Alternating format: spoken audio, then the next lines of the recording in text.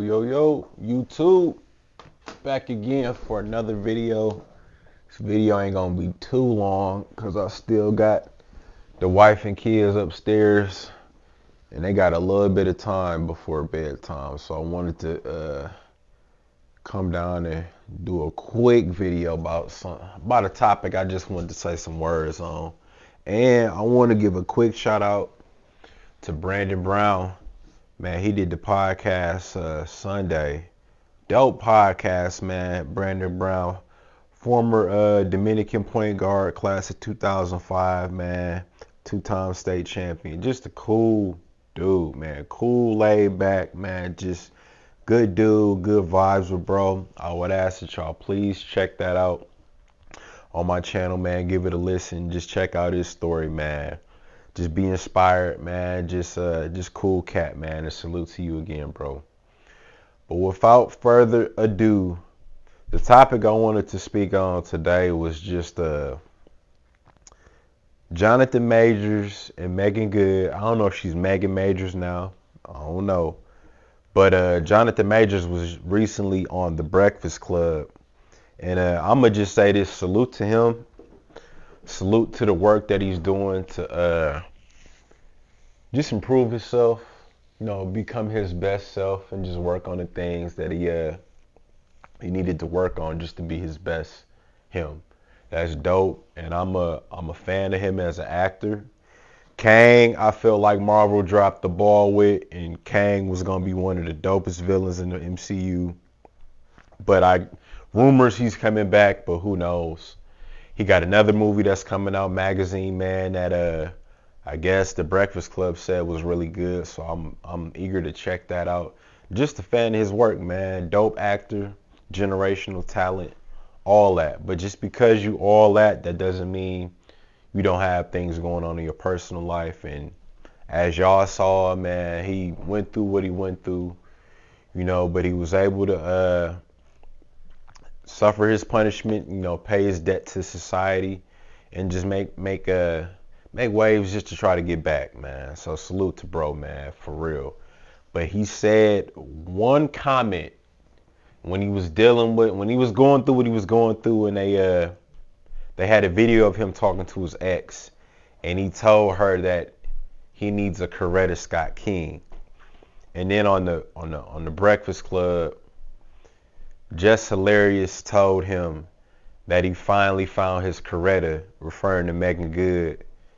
And, you know, everybody laughed and it was an agreement. And I'm going to just say right now, I disagree with that. I'm so against that statement, and I'm going to tell you why. First off, Coretta Scott King was an amazing woman. She was the wife of Martin Luther King, Dr. Martin Luther King Jr. She was educated. She was a musician, mother, wife, dedicated wife, all of those things, like just a beautiful individual.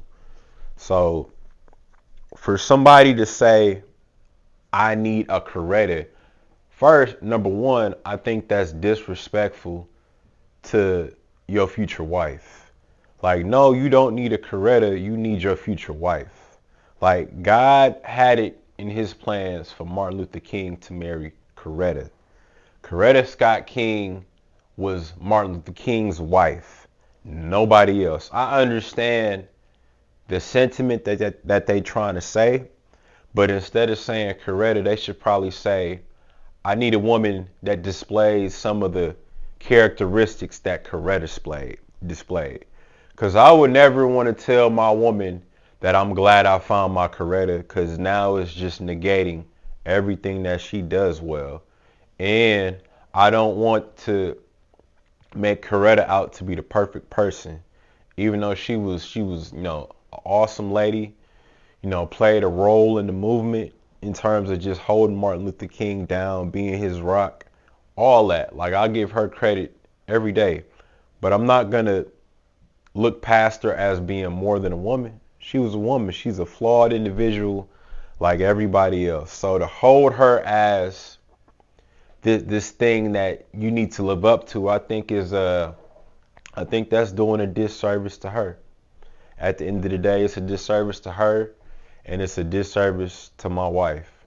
Like, I would never tell my wife, I need a Coretta. No, baby, I need you. I need a Danielle Pace. And our 5th-year anniversary is coming up. So shout out to Danielle Pace. But yeah, man, I think he was trying to sound good, and I definitely understand the point. But I think you kind of overdo it when you hold Coretta Scott up as something more than she was. I think if she was here, she probably would tell them, like, nah, don't say that. Say that you want a good woman, whether that's a black woman, a white woman, an Asian woman, whatever you want. Pray to God that He sends you a good woman. And I think that's what Coretta strive to be in her life. And I think that's what Coretta wants the young women of this generation to do, is just try to be good women. Loyal, respectful, loving, caring, honest, all of that. Like, I think if Jonathan Majors said that, I would have been 100% in agreement with him on that. Because that's probably what Meagan Good is. I don't know her personally, but she probably a good woman. And I think at the end of the day, God sent him what he needed in his life. Coretta is what Martin needed. Meagan Good is what you need. I get the sentiment, but don't negate who Megan is just because you're trying to, you're trying to strive for something good, but just say you want something good, not Coretta. That was the disconnect I had with him. And just with the Breakfast Club, like, and Charlemagne and Jess and all that, I'm for black love. I'm for mixed love. I'm for white love. I'm just for love between a man and a woman coming together to be husband and wife. I'm with that. In terms of the ethnic groups between the two, it don't matter with me.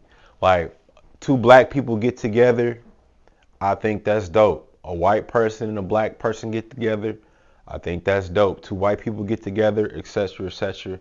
I think that's dope. The problem with just saying as a black man, all I'm looking for is a black woman, God might have it in my plans to not be with a black woman. So I'm a ignore God's plans because I want to do what I want to do. No, like, I think there's nothing wrong with having a preference, but I think sometimes we can put our ethnicity and what we are physically above what God is trying to do in our life. And our plans are inferior to what God has planned for us. When I was thinking about marriage and thinking about who I was going to marry, I didn't think I was going to marry a white woman. I thought I was going to marry a black woman. But that God didn't have it in his plans for me to marry a black woman. I married my wife, and I'm proud of my wife for who she is, her ethnicity, her makeup, her personality, all that. And I accept that wholeheartedly. And I don't feel less than because my wife isn't black. I just feel like that narrative needs to stop. Like, it's nothing wrong with having a preference and supporting black love, but support other groups too. Like, we are all people at the end of the day.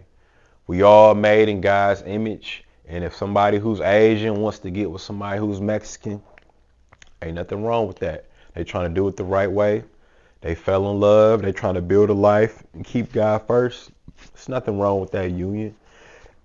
There's nowhere in the Bible that says two people from different ethnic groups can't get together. In the Bible, Moses' wife was a different ethnic group than him, and they got married. And when Moses' family looked down at his wife, God looked down at them and had a problem with that. So all this black love, that, you need to be with a black woman if you black. You need to respect our black queens. Like, I think people just need to pump the brakes and quit putting their ethnicity over what God's plans are. If you a black man and God has it in his plans for you to marry a black woman, accept that. If you a black man and God has it in his plans for you to marry a certain woman who happens to be white, accept that too. So I don't know. Hear me out when I say this, and please don't take this term over the top. But it's almost like nowadays, if you a black man and you like other women outside of your ethnic group, it's almost like certain black people today will do buck breaking to you. Buck breaking was a practice back in slavery that the slave masters used to do to the men of the plantation who were slaves. If they had attitude, if they spoke out, if they were just insubordinate, masters would do horrible acts to the male slaves in front of everybody to get them to set a tone and to get them to know to stay in line. It could be from rape, whooping their ass, just crazy things. No, abusing their wives in front of them. Just crazy acts to make it known that no, you need to act a certain way, and if you don't, this gonna happen.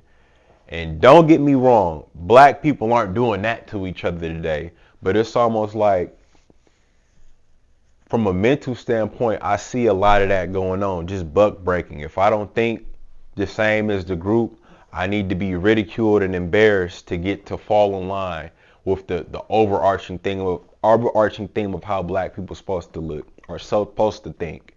And I think that's wrong, man. I can have my own opinions. I'm entitled to my own opinions. That's the beautiful thing about America. Like, I try to keep God first. I love my family. My wife happens to be white. Oh well. I don't feel like I should be embarrassed for that. I don't feel like I should be ridiculed for that. I have certain thought processes and mindset, and my mindset is a certain way at times that might be more right leaning. And I'm not a Republican, I'm not a Democrat. But that doesn't mean I should be looked down upon or made fun of because I have certain perspectives on things. Like, no, I'm a black man in America. I'm a Christian black man in America who should be entitled to their own opinion. And if you don't like it, oh well. Like, that's the beauty of America. But we got to stop all this black people should only think one way. Like, no. Like, people fought and died for us to have our own opinions. So that's the video, man. I'm going to keep it short and sweet. At the end of the day, man, God has a plan for everybody and has blessed those people who are married. God put those people in your life for a reason. And shout out to Coretta Scott King in the work she did in the movement, but she shouldn't be used as a template. Like, she was a wonderful woman, but she was a woman who's flawed just like the rest of us. And to Jonathan Majors, man, salute to you on marrying Meagan Good, but you got a Megan. You didn't get a Coretta. You got a Megan. God put a Megan in your life, and you need to say that. Shout outs to Coretta, but you got a Megan, bro, and be happy with that. But man, I wish you the best, man, in your acting career, bro. Keep making strides to be the best you, man. I'm proud of you. Salute to you. Salute to Megan, man. Hopefully, man, this guy is the man of your dreams, and y'all, can have a long, happy marriage and family and all that, man. I wish both of y'all the best. But I'm about to get back up to the family because I hear my kids screaming.